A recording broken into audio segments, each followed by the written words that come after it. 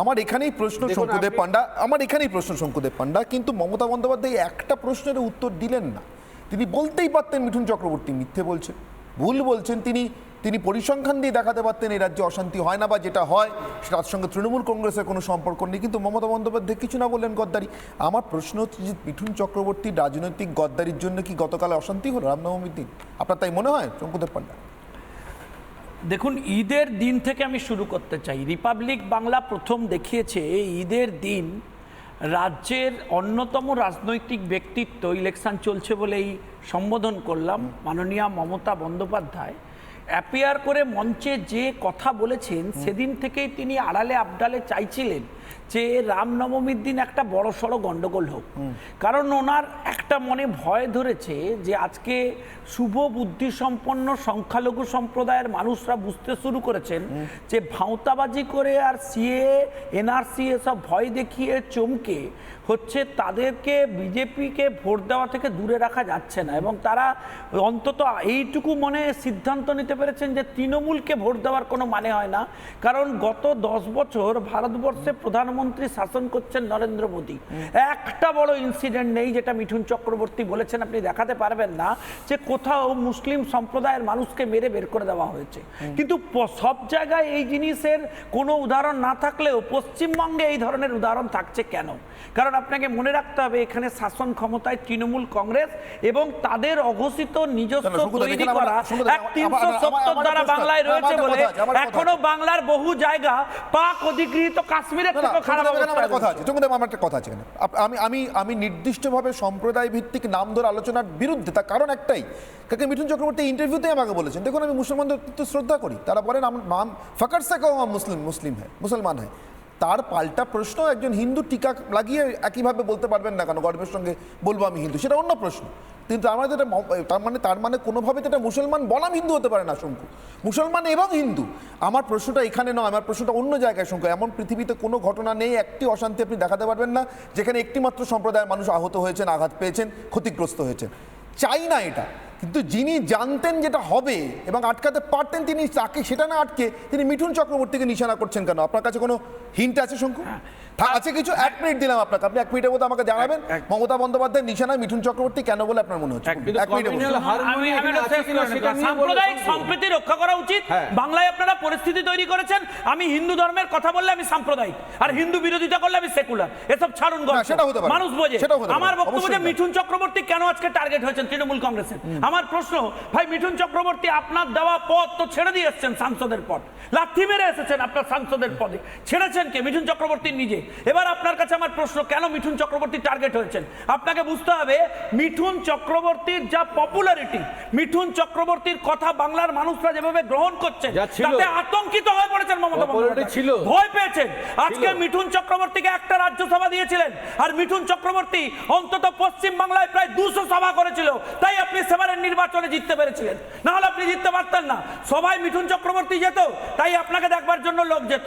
তৃণমূল কংগ্রেসের সবাই লোক হয় না, তৃণমূল কংগ্রেসের সবাই, আমি গ্যারান্টি দিচ্ছি 2021 এ মিঠুন চক্রবর্তী ছিল, দক্ষিণবঙ্গে যে কোনো জায়গায় একটা সভা ডাকুন, 2021 এ ছিল তৃণমূল কংগ্রেসের 2021 এ মিঠুন চক্রবর্তী ছিল, তারে মিঠুন চক্রবর্তী এমনি হাঁটতে হাঁটতে চলে যাবে। যদি বেশি লোক না হয় আমাকে বলবেন 2021 এ মিঠুন ছিল কেন? বুঝলাম, 2021 পা ধরে রেখেছেন কেন?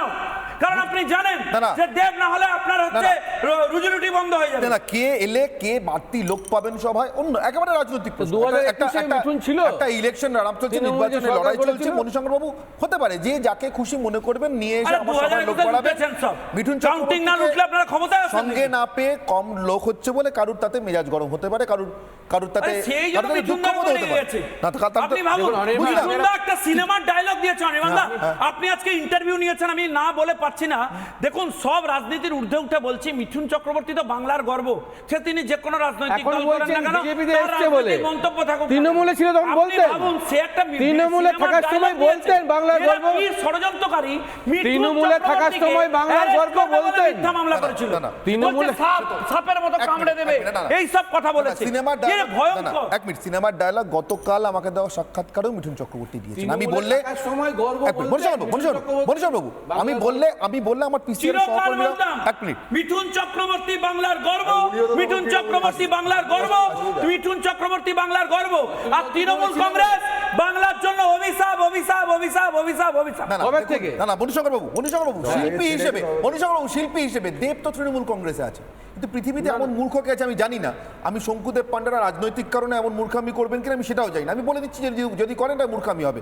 তাহলে কি বলবেন দেব বাংলা আমি লজ্জা? বলছি কোন- না, বলবেন না, না, কি? দেব ভালো বলবেন কি? অভিনেতা, ভালো অভিনয় করে, আমি ভুল বলছি- পথে চলে আমি গেছে, বলছি যখন- চলে আসবে ফিরে।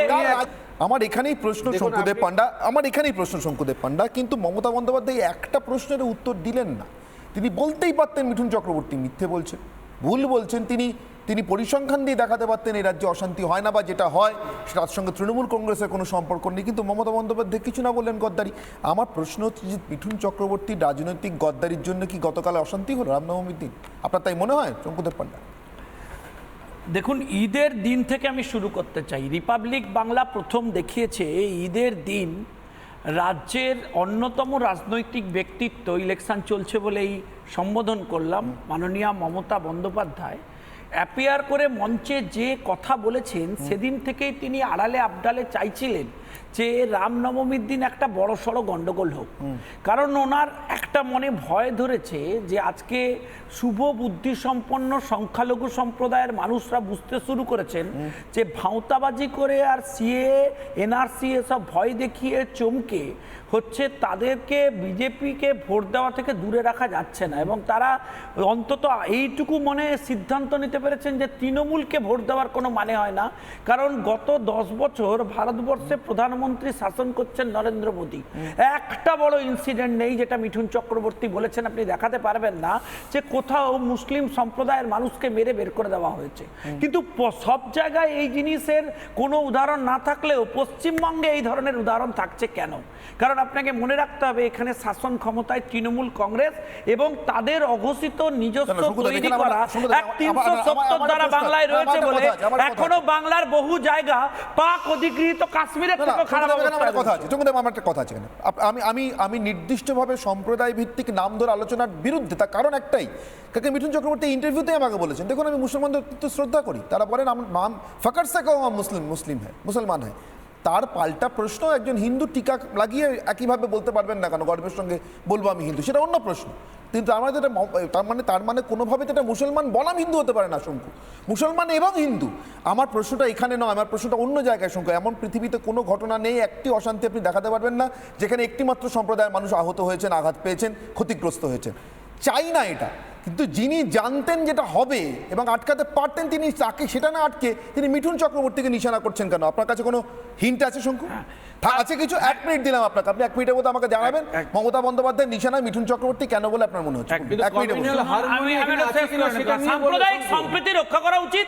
বাংলায় আপনারা পরিস্থিতি তৈরি করেছেন, আমি হিন্দু ধর্মের কথা বললে আমি সাম্প্রদায়িক, আর হিন্দু বিরোধিতা করলে আমি সেকুলার, এসব ছাড়ুন গল্প, সেটা হতে পারে, মানুষ বোঝে। সেটাও হতে পারে, আমার বক্তব্য যে অবশ্যই না। মিঠুন চক্রবর্তী কেন আজকে টার্গেট হয়েছেন তৃণমূল কংগ্রেসের, আমার প্রশ্ন, ভাই মিঠুন চক্রবর্তী আপনার দেওয়া পদ তো ছেড়ে দিয়ে এসেছেন, সাংসদের পদ লাথি মেরে এসেছেন, আপনার সাংসদের পদে ছেড়েছেন কে? মিঠুন চক্রবর্তী নিজে।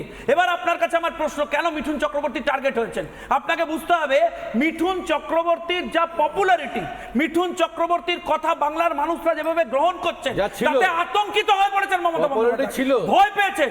আজকে মিঠুন চক্রবর্তীকে একটা রাজ্যসভা দিয়েছিলেন, আর মিঠুন চক্রবর্তী অন্তত পশ্চিম বাংলায় প্রায় 200 সভা করেছিল, তাই আপনি সেবারের নির্বাচনে জিততে পেরেছিলেন, না হলে আপনি জিততে পারতেন না। সবাই মিঠুন চক্রবর্তী যেত, তাই আপনাকে দেখবার জন্য লোক যেত। তৃণমূল কংগ্রেসের সবাই লোক হয় না, তৃণমূল কংগ্রেসের সবাই, আমি গ্যারান্টি দিচ্ছি। আরে 2021 মিঠুন চক্রবর্তী ছিল, দক্ষিণবঙ্গে যে কোনো জায়গায় একটা সভা ডাকুন, 2021 ছিল, তৃণমূল কংগ্রেসের 2021 মিঠুন চক্রবর্তী ছিল, কাউন্টারে মিঠুন চক্রবর্তী এমনি হাঁটতে হাঁটতে চলে যাবে, যদি বেশি লোক না হয় আমাকে বলবেন। 2021 মিঠুন ছিল, কেন বুঝলাম, 2021 পা ধরে রেখেছেন কেন?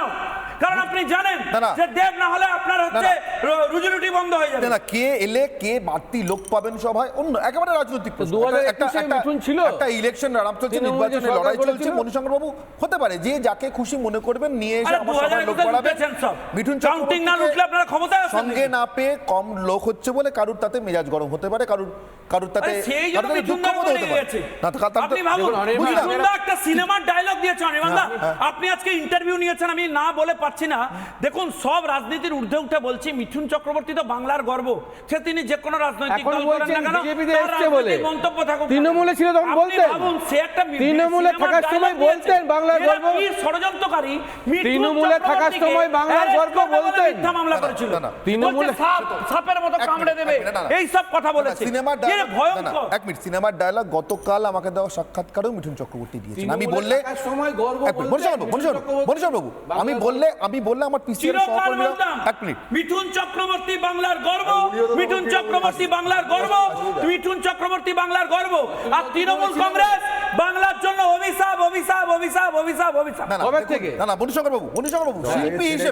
বাবু, শিল্পী হিসেবে দেব তো তৃণমূল কংগ্রেসে আছে, কিন্তু পৃথিবীতে এমন মূর্খ কে আছে আমি জানি না। আমি শঙ্কুদেব পান্ডারা রাজনৈতিক কারণে এমন মূর্খামি করবেন কিনা আমি সেটাও জানি না। আমি বলে দিচ্ছি যে যদি করেন এটা মূর্খামি হবে। তারা কি বলবেন? দেব বাংলা আমি লজ্জা। বলছি কোন- না, না, বলবেন না, না, কি? দেব ভালো বলবেন কি? অভিনেতা, ভালো অভিনয় করে, আমি ভুল বলছি- পথে চলে আমি গেছে, বলছি চলে আসবে ফিরে। আমি